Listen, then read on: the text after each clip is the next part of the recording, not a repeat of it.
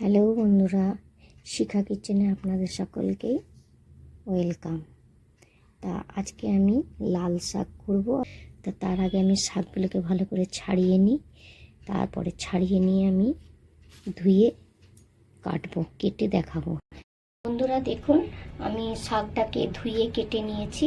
এবার আমি শাকটাকে ভাজবো। হ্যাঁ, আমি আজকে শাকটাকে রসুন দিয়ে ভাজবো। তাই চলুন, আমি গ্যাসে কড়া বসিয়ে দিয়েছি। আর এবার গ্যাসটা আমার গরমও হয়ে গেছে। এবার আমি সর্ষের তেল দেবো গ্যাসটায়। বন্ধুরা দেখুন, আমার কড়াটা গরম হয়ে গেছে। এবার আমি তেল দিচ্ছি, সর্ষের তেল। বন্ধুরা দেখুন, তেলটা আমার গরম হয়ে গেছে। আর আমি দেখুন, এই যে রসুন দিয়েছি, এর মধ্যে আমি 3খানা রসুন নিয়েছিলাম। তা রসুনটাকে আমি একটু ফাটিয়ে নিয়েছি। এবার আমি তেল দিয়ে তেলের মধ্যে লঙ্কা রসুন দিয়ে তারপর শাকটা দেবো। এই যে লঙ্কা দিয়ে দিলাম।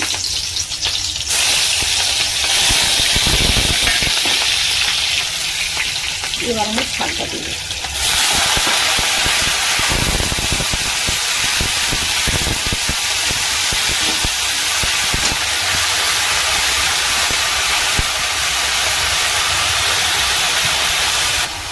দিচ্ছি শাকের মধ্যে পরিমাণ মতো নুন।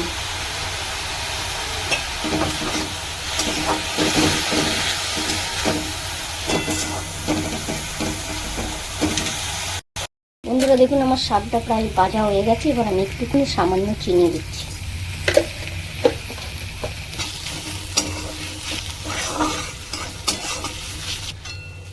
বন্ধুরা দেখুন, আমার শাকটা হয়ে গেছে, আমি নিভিয়েও দিয়েছি। এবার তুলে নিচ্ছি।